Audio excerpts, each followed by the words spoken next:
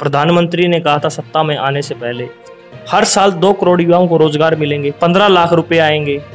15 लाख की तो चलो कह दे जुमला है, हम जुमला मान लेते हैं, लेकिन उन्होंने कहा था कि 100 स्मार्ट सिटी भी बनाएंगे।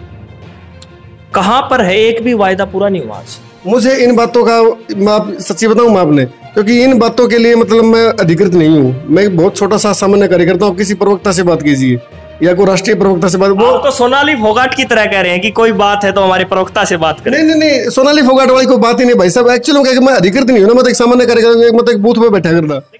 नमस्कार, मैं हूं अमन पिलानिया। जींद के दंगल में एक बार फिर से आप सभी का स्वागत है। हमारे साथ बीजेपी के नेता राजवीर सिंह रोयला जी हैं। राजवीर सिंह को हाल ही में बीजेपी पार्टी में प्रदेश स्तर पर सोशल मीडिया की जिम्मेवारी मिली है। आज हम राजवीर सिंह से बात करेंगे देश प्रदेश की राजनीति के बारे में। सोशल मीडिया काफ़ी चर्चा में रहती है बीजेपी की। जब से मोदी सत्ता में आए हैं सोशल मीडिया का अहम योगदान रहा है। इनको प्रदेश स्तर पर नई जिम्मेवारी मिली है। आज इनसे बात करते हैं। नमस्कार। नमस्कार अमन भाई, कैसे हो? बहुत बढ़िया। सबसे पहले तो आपको बहुत बहुत बधाई जिम्मेवारी मिलने के लिए। थैंक यू, धन्यवाद। राजवीर जी, पहले तो हम बात करेंगे बीजेपी पार्टी की। जब 2014 से पहले की बात करें, एक सोशल मीडिया का अहम योगदान रहा बीजेपी का सत्ता में आने पर। बिल्कुल, सोशल मीडिया का एक बहुत अहम योगदान रहा है हमारी जो सरकार आई है इसमें, क्योंकि हमने एक प्लेटफॉर्म मिला, उस प्लेटफॉर्म पर हमने अपनी बातें रखी और जनता ने उन बातों को एक्सेप्ट किया और आज हम सत्ता में हैं। लेकिन कहीं ना कहीं अब जो उसी का प्रयोग विपक्ष भी कर रहा है सोशल मीडिया का, और वहीं पर बीजेपी निकेल कसने का काम कर रही है सोशल मीडिया पर। नहीं, कोई नकेल नहीं कसी जा रही है। तो देखो, ऐसा सबका अधिकार है, विपक्ष कर रहा है, अच्छी बात है, क्योंकि विपक्ष की बातें भी जनता तक पहुंचनी चाहिए। जो उनके क्रियाकलाप है, जो कार्य कर रहे हैं, वो भी जाने चाहिए जनता के पास। तो जनता ने फैसला करना होता है। जनता ने 2017 में यूपी में किया फैसला, 2019 में यहाँ किया, पूरे भारत में किया, फिर हरियाणा में किया। लेकिन एक चीज़ देखने को मिलती है, जो सोशल मीडिया है, मोदी की हवा पर पूरे देश में सांसद जीत कर आते हैं मोदी के नाम पर, ना कि पर्सनल अपनी व्यक्तिगत छवि से। लेकिन अब वो गांव में भी नहीं जाते किसी से मिलने के लिए। नहीं जाते हैं, क्यों नहीं जाते हैं? कौन सा विधायक सांसद नहीं जा रहा है? सोनीपत लोकसभा से जो राजमेश कौशिक हैं, अपनी कहाँ पर जाते हैं? जींद में कहीं नहीं आते, कहीं गांव में भी नहीं जाते। वोट मांगने के समय भी एक बार आए थे। नहीं, बाद में भी आए हैं काफ़ी। उन्होंने दौरे जुलाना में भी दौरे किए, आपके जींद में भी दौरे किए हैं, सफीदों में भी किए हैं। जितना समय मिलता है उतना वो करते हैं, एक बात। दूसरी बात, उन्होंने मतलब सेशन चल रहा है जैसे, तो बड़े भी उनकी जो हाजिरी है मतलब अच्छी रहती है वहाँ। तो तभी मतलब विकास कार्य हो पाएंगे जब वो वहाँ से हमारी आवाज़ उठाएंगे। सीधी बात है। आपको लगता है सांसद अपने इलाके के लिए आवाज़ उठाते हैं? उठानी चाहिए। अगर नहीं उठा रहे तो मतलब मैं ये नहीं कहूँगा मतलब नहीं उठा रहे, वो उठा रहे हैं। और हमारे अभी हाईवे वगैरह आपने देखा भी होगा, मतलब पिल्लूखड़ा के चारों ओर हाईवे निकल रही है, रेलवे लाइन निकल रही है। तो कहीं ना कहीं केंद्र सरकार की योजनाएं हैं जो यहाँ मूर्त रूप ले रही है अभी। लेकिन जो हाईवे की बात करें या सड़क की बात करें, जींद शहर की बात करेंगे, हम जींद शहर से हैं, आप भी जींद शहर से हैं। हाईवे की बात करें या सड़क की बात करें, पहले बनने से पहले ही टूटने लग जाते हैं, ऐसा क्यों? जींद शहर की बात है डॉक्टर मिड्डा जी से पूछिए, क्योंकि वो वहाँ के जनप्रतिनिधि हैं और मैं कोई जनप्रतिनिधि नहीं। मैं तो एक पार्टी का कार्यकर्ता हूँ आम। जितना मुझे नॉलेज है वो जानकारी देने की आपको कोशिश करूंगा। लेकिन सोशल मीडिया पर तो जो बीजेपी के नेता हैं, आपकी बात करें, जो सोशल मीडिया की जिम्मेवारी मिली है, जो सरकार काम करती है, उनको अच्छाई दिखाकर बड़ा चढ़ाकर दिखाती है सोशल मीडिया। मैं कभी बड़ा चढ़ाकर नहीं दिखाता। मैं जो भारतीय जनता पार्टी की सरकार, जो मनोहर लाल जी जो कार्य कर रहे हैं और उनकी कैबिनेट जो कार्य कर रही है, मैं वही मतलब सोशल मीडिया पर डालता हूँ और उन्हीं पर प्रतिक्रियाएँ आती हैं। मैं कभी आज तक मैंने कोई भी ऐसी चीज़, क्योंकि मेरा ज़मीर नहीं है ऐसा कि मैं कोई मतलब झूठ बोल के मतलब लिखूं। मेरा कोई शब्द झूठा नहीं होता। मैं जो होता है वही लिखता हूँ। मतलब आपका जो मन करता है वही लिखते हैं? हाँ, बिल्कुल। लेकिन आईटी सेल में ऊपर से जो आता है, प्री प्लान होता है, व्हाट्सएप यूनिवर्सिटी कह देते हैं जिसको, ऊपर से जो लिखा आता है वही लिखते हैं, आगे फॉरवर्ड करते हैं। मैं व्हाट्सएप यूनिवर्सिटी का छात्र नहीं हूँ, क्योंकि हमारी सरकार बथेरा काम कर रही है। तो वो काम ही अगर जनता तक पहुँच जाए तो हमें आवश्यकता भी नहीं व्हाट्सएप यूनिवर्सिटी की। मैं उसका छात्र नहीं हूँ बिल्कुल भी। एक बार बताएंगे सरकार क्या काम कर रही है, खुलकर बताएं। सरकार ऐसा बहुत काम किया है सरकार ने सर। 423 जो योजनाएं सरकार ने ऑनलाइन की हैं। जो पहले एक जन्म प्रमाण पत्र के लिए चक्कर काटने पड़ते थे, आज वो हॉस्पिटल में ही मतलब तैयार हो जाता है। आधार कार्ड है, जैसे बहुत सी ऐसी योजनाएं हैं। जैसे अभी सरकार ने जो ताजी ताजी प्रधानमंत्री गरीब कल्याण योजना के लिए अन्य योजना शुरू की है। 19 तारीख से वो कितने गरीबों को फायदा मिल रहा है? फायदा तो नहीं मिल रहा ना। आपकी बात बहुत बढ़िया है, मान लूंगा आपकी बात ना, लेकिन एक्चुअल में कहीं ना कहीं लोगों को भी जागरूक होना पड़ेगा। जो सरकार योजना चला रही है उनके लिए उन्होंने जानकारी लेनी चाहिए, और जानकारी देने की हम कोशिश भी करते हैं, ठीक है ना। ये नहीं है भाई मतलब हम मतलब नहीं बताते, हम पूरी योजनाएं बताते हैं, और हमारे पास पूरी योजनाएं आती हैं, वेरीफाइड आती हैं, भाई सरकार ने ये योजना चलाई है, आप इस योजना का प्रचार कीजिए, ठीक है ना। वो तो आज कहीं ना कहीं देखो, ये मैं आपके मान लूंगा 1% पे मतलब जो एक लाभ मिलना चाहिए, क्योंकि बहुत से तो ऐसे भी हैं जो आज भी बीपीएल में हैं, जिनके अच्छे किले हैं, जिनके 3-3 नौकरी हैं, लेकिन एक ऐसा परिवार भी मिल जाएगा अपने जिसको मतलब घर की छत टूटी हुई है। तो ये थोड़ा सा डिफरेंस है, कहीं ना कहीं इस चीज़ों को फैमिली आईडी के माध्यम से सरकार इनको दूर करने का प्रयास करेगी।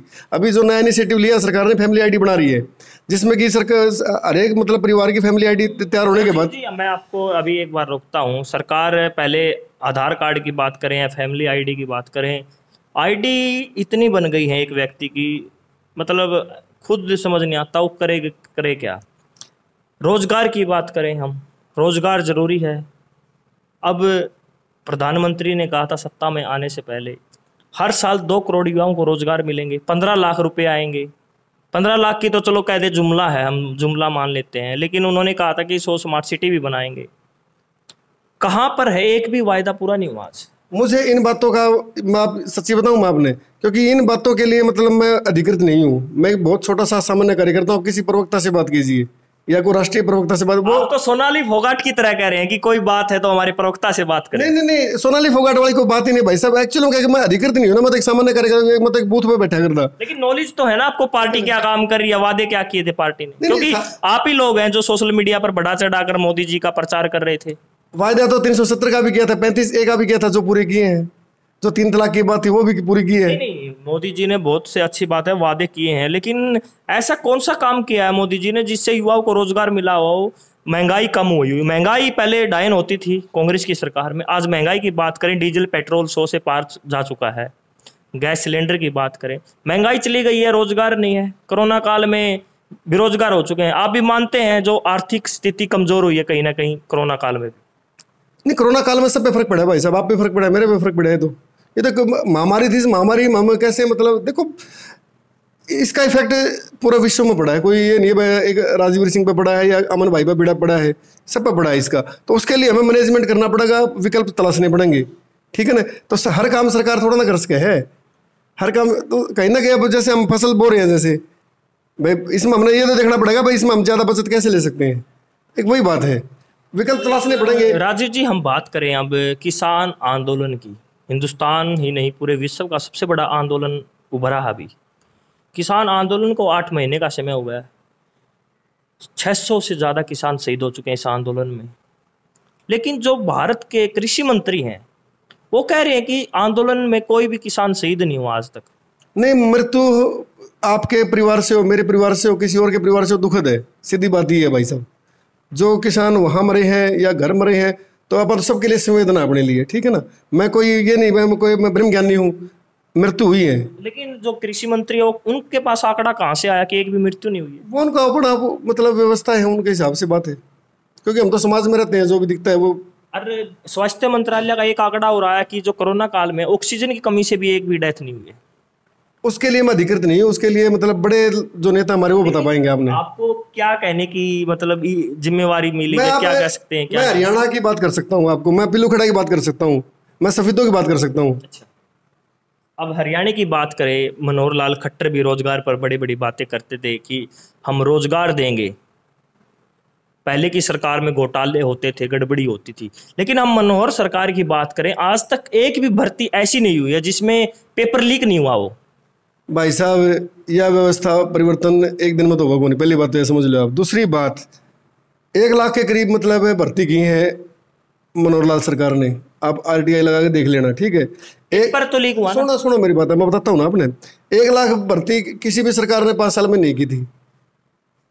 हुड्डा सरकार की बात कर लो आप, 15-16 हज़ार भर्ती हुई थी 10 साल में, ठीक है ना। तो आप एक रेशो देखो भाई, कितना हमने उनसे 6 गुना 7 गुना नौकरी फालतू दी है। और उसमें पहले तो 10% योग्य लगे यार दे, 10%, ये भी यहाँ 97-98% मतलब योग्य लगते हैं। क्या कोई का दुका को घाट बात करके दूसरी बात है, ठीक है ना। लेकिन कहीं ना कहीं आज आप उन परिवारों से भी मिल लेना कभी, जिन परिवारों में मतलब घर में काले हुए पड़े थे धुम्मा में और उन घर में नौकरी लगी है, उनमें 2-4 साल से जो परिवर्तन आ रहा है आप वो भी कवर कीजिए, आपने पता लगेगा ओरिजिनल व्यवस्था परिवर्तन कैसे होता है। ये नौकरी गरीब आदमी के लिए एक सपना होता था, लेकिन आज ये लगा ले तो कोविड आ गया, नहीं तो मतलब जो आपके सेंटर थे ना, ट्यूशन सेंटर जो जींद में थे सारे हाउसफुल थे, बच्चों में पढ़ाई का एक क्रेज आ गया था, नौकरी पढ़े बिना नहीं मिलती, पढ़ना पड़ेगा। तो ये एक बहुत बड़ा परिवर्तन था, पढ़ना पड़ेगा। ठीक है, इक्का दुक्का को कर क्या होगा, घाट बात कुछ कह नहीं सकते उस बारे में, ठीक है ना। लेकिन पेपर लीक कहाँ से हो रहा है? ये भाई साहब एक बात होता है, ये पहले कौन सा करे नहीं कर दिए, घाट बात तो सारे करा रहे थे पहले भी, वो जो पहले बच रहे हैं बेचारे, कोशिश तो वो कर देंगे ना। मतलब कहीं ना कहीं घाट बात करते हैं। नहीं वो तो ऐसा है ना, जब मतलब मान लीजिए लीक हो गया कोई तो उस पर कार्रवाई भी हुई है भाई साहब, पकड़े भी गए हैं। पानीपत में हुआ था या भिवानी में हुआ था, जहाँ भी मतलब अभी भी सरकार पकड़ा उनने, सजा भी दिलवाए हैं। लेकिन कहीं ना कहीं नहीं लगता वो जो गड़बड़ी करते हैं सरकार से लिंक होते हैं उन बंदों के? नहीं, सरकार से लिंक नहीं होते भाई साहब, सरकार से नहीं लिंक हो, एक चैनल हो इनका, तो जो सिस्टम जो जोड़े या फिर पकड़े से हैं आपने पूरी हम बात करते हैं हरियाणा की, कहा था आपने, बात करेंगे हम हरियाणा की। बात करें, मनोहर सरकार कहती है कि भूपेंद्र सिंह हुड्डा की सरकार में या चौटाला की सरकार में बहुत से घोटाले हुए हैं, हमारी सरकार में कोई घोटाला नहीं हुआ। लेकिन हरियाणा में हम बात करें, अनिल विज जी कहते हैं धान घोटाला होता है, दारू घोटाला होता है। अनिल विज गृह मंत्री है, वो खुद कहते हैं कि हम सीबीआई जांच की मांग करेंगे या और मांग करेंगे। लेकिन एक प्रकार तो मुख्यमंत्री कहते हैं घोटाला नहीं हुआ, दूसरी तरफ गृह मंत्री कहते हैं कि हम जांच की मांग करेंगे। उप मुख्यमंत्री दुष्यंत चौटाला के पास 11 महकमे हैं, सभी में घोटाले हो रहे हैं। तो मनोहर क्या सरकार में मुख्यमंत्री जो हैं मनोहर लाल खट्टर, वो क्या कर रहे हैं? मुख्यमंत्री जी बहुत बेहतरीन इंसान है, पहली बात तो यह है ना, उनका मन में कोई बोझ है मुख्यमंत्री हूँ या नहीं हूँ, ठीक है। उन्होंने जो उनको पास एजेंडा जो उन्होंने फिलफिल करना है वो करते हैं वो, ठीक है। हो सकता है कुछ नीचे लेवल पर मैं घाट बात कर भी रहा हूँ भाई साहब, तो ऐसा है संपूर्ण कोई नहीं हुआ करता। ये कल परसों भी कोई न्यूज़ आ रही थी सोनीपत की, तो उसमें मतलब मुख्यमंत्री जी क्या रोल है ये बताओ, ये मैं कोई गलत काम करूंगा मुख्यमंत्री जी कितने मतलब कह देंगे बताओ आप मैंने। तो ये एक पता क्या है, मतलब कहीं ना कहीं मतलब घोटालों पर रोक लगाना मुख्यमंत्री के हाथ में है। मुख्यमंत्री प्रयास कर रहे हैं, पूरा प्रयास, वो खुद कहते हैं 0 टॉलरेंस की हमारी नीति है, और वो कोशिश भी कर रहे हैं। आप उनके सामने लाओ, उस चीज़ पे कार्रवाई करते हैं। वो उन्होंने सस्पेंड भी किए, मतलब बहुत से आई अफसर या जो अधिकारी है जो जिम्मेवार है। मैं खुद मतलब मैंने एक सीएम विंडो लगाई थी, आपने बताऊंगा घोटाले की बात, समय लग रहा है लेकिन उसमें पैसी लग रही है अब चंडीगढ़ मेरी, ठीक है ना। तो उसमें शायद एक तो पैसे में फाइनल हो जाएगा, कोई बीडीपीओ का मसला था हमारा पंचायत ब्लॉक समिति का, तो इसी कोई बात नहीं है। अगर आप देखो घोटाला करना एक अलग बात है, घोटाला करके उजागर कर दिया और उस पर खड़े रहना दूसरी बात है। आपने खड़े भी रहना पड़ेगा उस पर। मान लीजिए हमने कोई चीज़ गलत हो रही है और आप फिर उसमें समझौता कर जाओ, सुनो मेरी बात है भाई साहब, नीचे लेवल की बात करो। आड़ा पंचायत में कोई घोटाला हो रहा है, ठीक है, और आपने वो पकड़ लिया, आपा क्या करा फिर वो पकड़ लिया, या तो कोई पर्सनल सा सिस्टम हो जाए, मतलब मराई से न्यू कौन करा था न्यू कर दिया हमारा, ठीक है। अगर आप फिर हाँ तब उस पर खड़े रहोगे, कार्रवाई 1000% होती है, मैं खुद गवाह हूँ उस चीज़ का। आपने खड़े रहना पड़ेगा उस चीज़ पे। जनता की भी जिम्मेवार जवाबदेही होनी चाहिए, जनता की जिम्मेवारी बनती है वह कोई गलत काम ना होने दे, क्योंकि सरकार में जो पैसा लगा रही है सरकार, वो आपका पैसा आपके द्वारा लगाया जा रहा है। मेरा एक छोटा सा सवाल है, क्या आप मानते हैं सरकार में घोटाले हुए हैं? सरकार में कोई घोटाले, महारा मंत्री में का नाम बताओ ना कौन सा। दुष्यंत चौटाला भी तो बीजेपी का मंत्री है, गठबंधन सरकार है। वो उनका अपना विषय है भाई साहब, उस विषय में कुछ नहीं कह सकता उनका, मतलब उनके महकमों में घोटाला होता है उनका। मैं अपनी पार्टी की बात कर रहा हूँ आपको, ठीक है ना। मैं अपने मुख्यमंत्री की बात कर रहा हूँ। मैं जो मेरे मुख्यमंत्री हैं, मेरे जो हमारे मिनिस्टर हैं, हमारे एमएलए, आप बताइए किसका नाम है कि आज तक 1 रुपये का कोई घोटाला हुआ तो बताओ, साबित करो आप, और खड़े हो जाओ, उस पर कार्रवाई होगी। लेकिन गठबंधन क्या कोई जिम्मेवारी नहीं होती? भाई साहब एक बात बताओ, वो तो अगला दिन ही मानने क्या कर रहा है कोई भी, मैं ना तो नुकंदा कर रहा नहीं कर रहा, वो तो समय बताओगा उस चीज ने। लेकिन मुख्यमंत्री तो कबूल भी नहीं करते हैं घोटाले, और मुख्यमंत्री तो साफ शब्दों में कह रहे हैं कि घोटाले हुए ही नहीं। बस ठीक है फिर, और क्या, जब उनकी नजर में नहीं हुए तो नहीं हुए। अच्छा, घोटाले नहीं हुए, नहीं हुए। अच्छा चलो हम बात करते हैं अब, जो शहरों में सड़कों की बात थी, पूरे हरियाणा में सड़क देखने को मिल जाएंगी कहीं ना कहीं। हम मानते हैं सड़कों के मामले में सरकार ने कुछ काम किया है, हम भी इस बात को मानते हैं। हाईवे की बात करें या मतलब इस सरकार में काम हुए हैं सड़कों के मामले में। लेकिन जो जींद शहर है, जींद शहर में सड़क की बजाय ब्लॉक की ईंटें देखने को मिल रही हैं। ये बहुत पुराना मामला है भाई साहब, इस मामले में पहले भी आपने शायद इंटरव्यू किए लोगों के, है ना, ठीक है ना। अब मुझे ये बताओ, आप मुख्यमंत्री जी और जाकर ईंट लाओगे, मतलब विधायक बीजेपी का है ना, तो विधायक की भी जिम्मेवारी बनती है, विधायक ने खड़ा होना चाहिए। विधायक ने जब वहां के वोट लिए हैं तो विधायक ने जो गलत हो रहा है उस पर मतलब विधायक जी तो मतलब विधानसभा में भी बोल रहे हैं। आप कहते हैं मैं सही को सही और गलत को गलत कहता हूं। आप लिखेंगे कि जींद में ब्लॉक की ईंटों की जगह सड़क होनी चाहिए। मैंने बेरा को नहीं भाई साहब, ये मतलब अपन नियम का कोई बेरा अपन है, अगर अपन नियम का बेरा तो बता पाओगे ना। आप तो ये कह रहे हैं गलत चीज गलत नहीं होना चाहिए, चाहे वो पक्ष का हो चाहे विपक्ष का। कोई सरकार क्या होती है? सरकार होती है जनता को राहत देने के लिए। अगर जनता दुखी होगी तो मतलब दुख होगा ना भाई साहब, क्योंकि अब भी जनता कहीं ना कहीं अब भी एक परसेंट गिर हुआ 5 साल में, ठीक है ना। तो जो जनप्रतिनिधि चाहे वो पंचायत मेंबर है चाहे वो सांसद है, एक दीन ईमान से मतलब आपको मतलब जनता भरोसा करके भेजती है। और मुझे मतलब कहने में कोई वो नहीं भाई गुरेज भाई, भरोसा नहीं टूटना चाहिए, सीधी बात यह है, चाहे कोई सा भी हो। लेकिन हम बात करें अब किसान आंदोलन की बात करें, किसान को देश की रीढ़ की हड्डी कहा जाता है। प्रधानमंत्री जो अपने शास्त्री जी थे उन्होंने भी कहा था जय जवान जय किसान। लेकिन आज किसान कहीं ना कहीं रो रहा है इस सरकार में, सड़कों पर बैठा हुआ किसान। आप किस प्रकार देखते हैं किसान आंदोलन को? किसान आंदोलन भाई साहब देखो, प्रदर्शन करना हर किसी का हक है, लोकतंत्र आई हो। किसानों के अपने मसले हैं, वो सेटिस्फाइड नहीं है। लेकिन जो लाल बहादुर शास्त्री जी ने कहा था जय जवान जय किसान, वो नारा कहीं ना कहीं आज देश में रो नहीं रहा है। नहीं ऐसे कोई बात नहीं भाई साहब। आप जो हमारा जय किसान जवान वाली बात लगाओ, बहुत से डेवलपमेंट हुए हैं, बहुत से मतलब चीजें बनी हैं। जो चुनाव के समय जवान क्यों शहीद होते हैं, आतंकवादी हमले क्यों होते हैं चुनाव के समय? ऐसा कुछ नहीं है। जब चुनाव होते हैं, जब आतंकवादी हमले होते हैं। ये तो खाली बड़ी बड़ी बात है भाई साहब, बड़ी बड़ी बात है भाई साहब। ये ऐसा है देखो, हमले हो जाते हैं, ठीक है ना, पाकिस्तान की तरफ से भी हमले हुए थे, तो पता नहीं क्या सिस्टम रहता है। खुद जो फौजी हैं वो खुद आवाज उठाते हैं और बीजेपी पर आरोप लगाते हैं। हम बात करें दीपक फौजी की बात करें या जो और फौजी भाई हैं जो उनकी बात करें, वो आवाज उठाते हैं कि कहीं ना कहीं बीजेपी का हाथ। मैं फौज पे कोई मतलब इफ या बट नहीं करूंगा। फौज हमारी सम्मानित थी, है, रहेगी। सरकार आए सरकार जाए, देश रहना चाहिए। ये आपकी बहुत बढ़िया बात है, देश रहना चाहिए, सरकार आए या जाए। ये शायद जो देश के पूर्व प्रधानमंत्री हैं अटल बिहारी वाजपेयी ने ये बात कही थी शायद। लेकिन जो भारत के वर्तमान में प्रधानमंत्री हैं नरेंद्र मोदी जी, क्या वो इन बातों पर कायम है? बिल्कुल कायम है भाई साहब, वो तो मतलब देश के लिए कर रहे हैं। के हिसाब से तो लगता है सरकार रहनी चाहिए, देश रहे या ना रहे। आप मुझे उनका कोई ये तो बताओ ना, उन्होंने कहाँ गलती की है? उन्होंने काम क्या किए हैं आप हमें ये बताएं। आप मुझे 2 करोड़ रोजगार मिले। आप मुझे ये बताओ, सुनो, सांसद हैं, सांसद का एक अलग काम होता है, ठीक है। सांसद को रोड थोड़ा ना बनाओगा आड़ा पिल्लू खड़ा के।